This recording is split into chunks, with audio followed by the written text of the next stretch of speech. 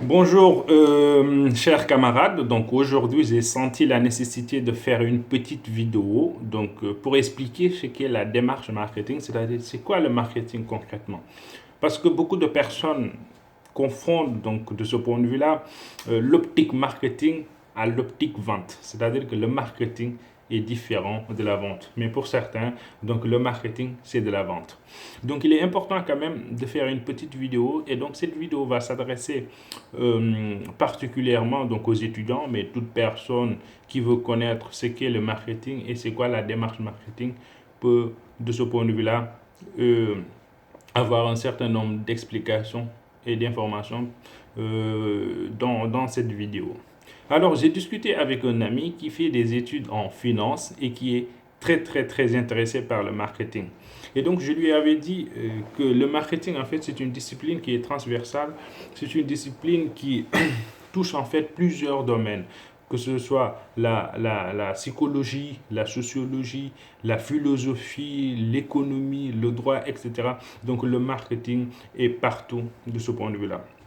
Alors, il est important d'expliquer donc à ces gens-là, c'est-à-dire aux néophytes qui pensent que dès qu'on parle de marketing, on parle de ce point de vue-là d'un ensemble de moyens qui influencent le consommateur à acheter. Ou tout simplement, pour certains, le marketing, c'est de la publicité de masse. Alors que le marketing n'est pas la publicité de masse, le marketing va au-delà de la publicité. Alors, il est important de comprendre que le marketing est né de la prise en compte des besoins des consommateurs. C'est-à-dire que juste après la Seconde Guerre mondiale, les entreprises américaines faisaient face de ce point de vue-là à un problème. Ce problème, c'est comment, de ce point de vue-là, vendre leurs produits, comment, de ce point de vue-là, s'adapter à la demande. Donc, le marketing est né de ce point de vue-là pour prendre en compte les besoins, les désirs et les attentes des consommateurs, en même temps d'adapter l'offre à la demande. Et ça, c'est très important, c'est que le marketing, de ce point de vue-là, contrairement à ce qu'on dit très souvent, c'est que c'est une discipline qui étudie les besoins, les désirs et les attentes des consommateurs pour proposer un produit qui corresponde parfaitement à leurs besoins. Donc la démarche marketing s'inscrit dans une démarche d'adaptation à la demande. Donc, on s'adapte à la demande. C'est-à-dire aucune entreprise ne peut lancer un produit ou mettre sur le marché un produit sans pour autant connaître les besoins, les désirs et les attentes des consommateurs. Ça, c'est la démarche marketing. C'est la raison d'être du marketing. Donc, le marketing est né pour répondre aux besoins des consommateurs. Et donc, le marketing, de ce point de vue-là, prend en compte les besoins des consommateurs. Maintenant, elle procède à partir d'études de marché qui permettent donc de segmenter le marché et puis de manière à circonscrire les acheteurs potentiels.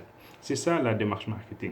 C'est-à-dire que d'abord, la première étape, c'est l'étude de marché. Après, cette étude de marché va permettre de segmenter le marché. Et donc, la segmentation va entraîner ce qu'on appelle le ciblage. Et donc, après, le marketing a un souci constant d'utiliser les quatre principaux leviers du marketing mix. C'est le produit, le prix, la distribution et la communication.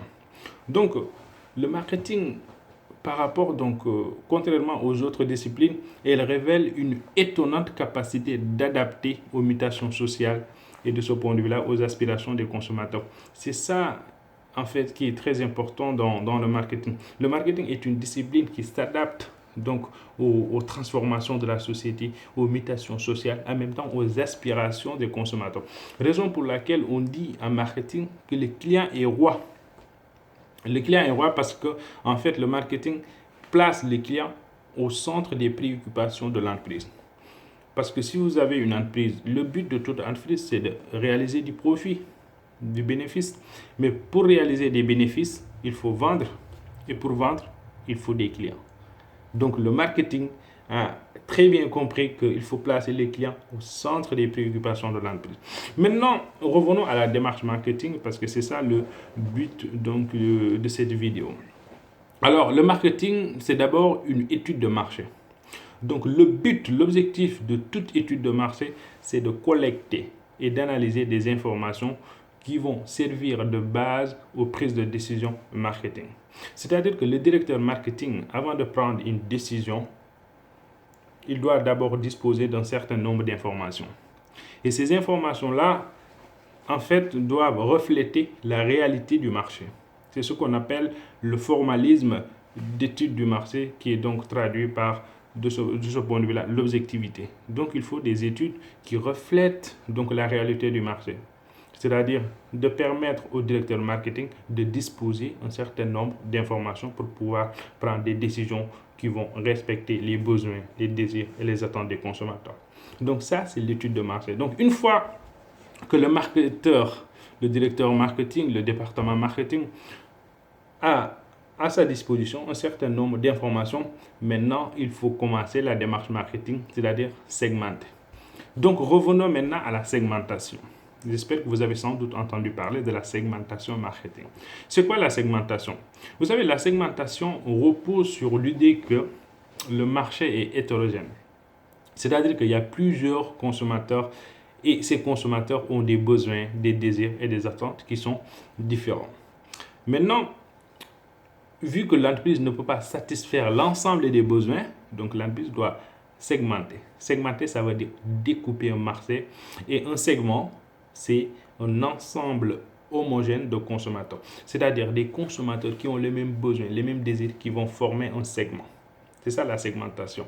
Et souvenez-vous en fait de Abraham Maslow qui a écrit un ouvrage intitulé donc Personality and Motivation et publié en 1954. Et dans cet ouvrage, Abraham Maslow nous parle en fait et nous explique qu'un individu se constitue une hiérarchie de besoins.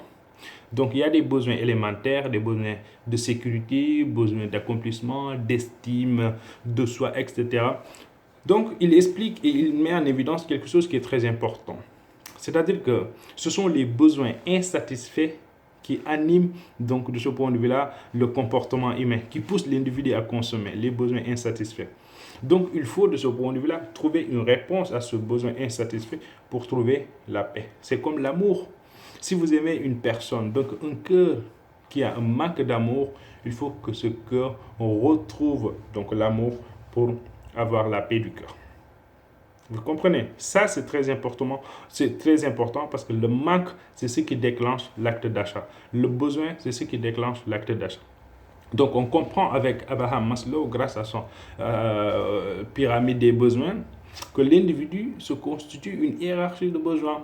Et donc, ce sont les besoins insatisfaits qui déclenchent l'acte d'achat. Donc, si vous êtes de ce point de vue-là un marketeur, vous avez donc un ensemble de consommateurs qui ont des besoins différents.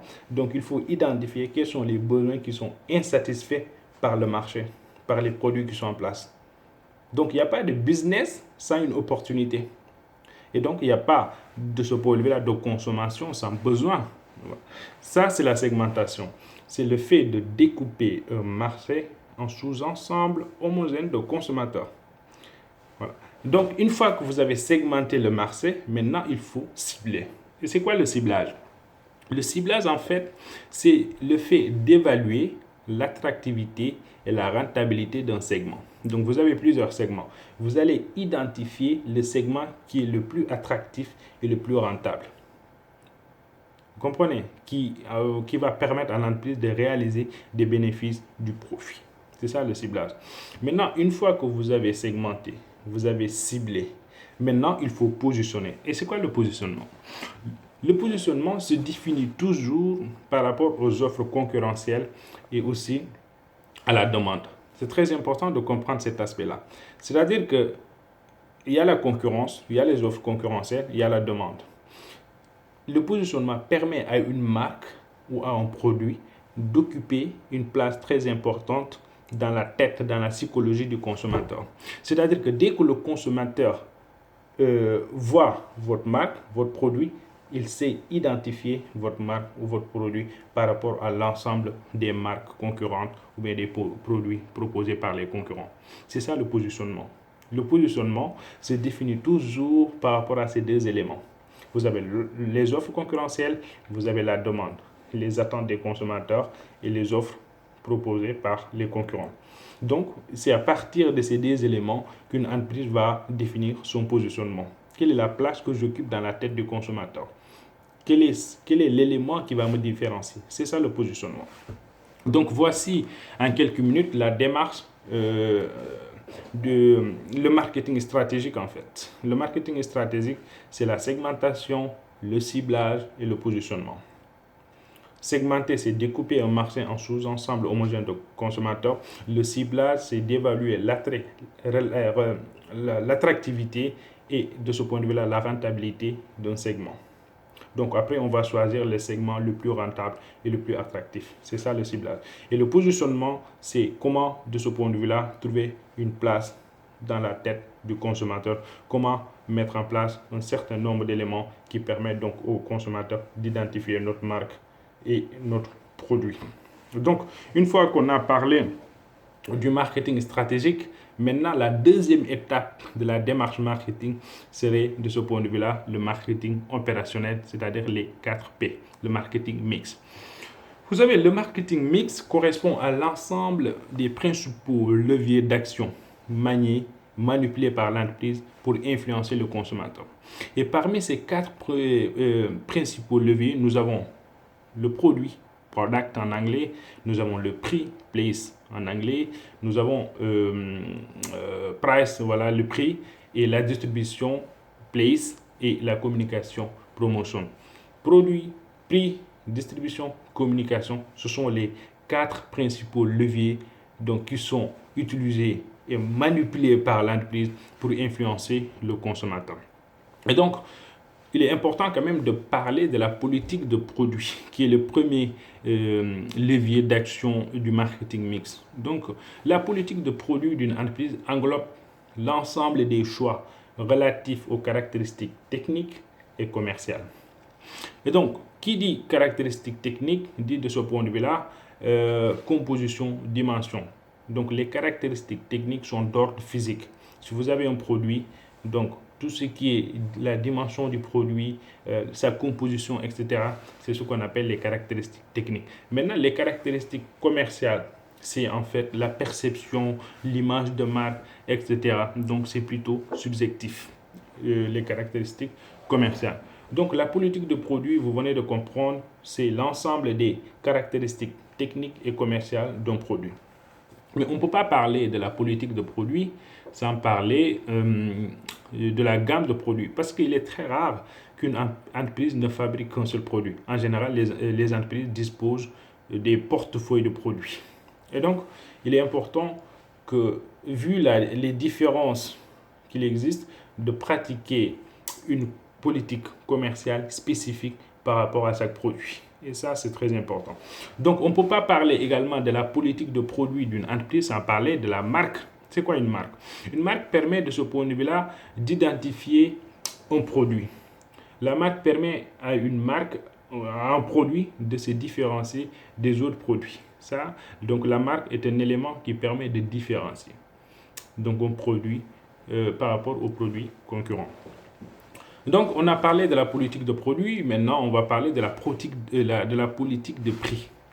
Vous savez, à un moment donné, il faut fixer un prix. Donc, la fixation d'un prix doit prendre en compte un certain nombre d'éléments. D'abord, le premier élément qu'il faudra prendre en compte lorsque vous fixez le prix de votre produit, c'est qu'il faut prendre en compte la réaction des consommateurs. Comment les consommateurs vont réagir par rapport à ce prix? Il faut prendre en compte également les pratiques concurrentielles. Il faut prendre également les coûts de revient. Ça, c'est très important. Et c'est là que le marketing a besoin des économistes. Parce qu'en économie, souvenez-vous, on parle de l'élasticité de la demande par rapport au prix. C'est-à-dire que lorsque le prix augmente, en général, la demande baisse. Mais ça dépend quel type de produit, quel type de bien. Il y a des biens, lorsque le prix augmente, la demande baisse. Mais pour certains biens, les biens de luxe par exemple, bon, le prix est élevé, mais la demande augmente. Donc tout dépend de la nature du bien, de la nature du produit. Donc il faut tenir compte de l'élasticité de la demande par rapport au prix. Si vous êtes de ce point de vue-là, vous mettez en place une politique de prix. Alors, on a parlé de la notion de prix, qui est le deuxième levier d'action du marketing mix. Maintenant, on va parler de la distribution. Vous savez, en termes de distribution, l'entreprise a le choix entre plusieurs modalités de distribution. Il y a la distribution directe d'usine, on a la distribution par l'intermédiaire de magasins, de grossistes, vous avez des centrales d'achat, vous avez de ce point de vue-là des représentants, etc. Donc, vous avez plusieurs modalités de distribution.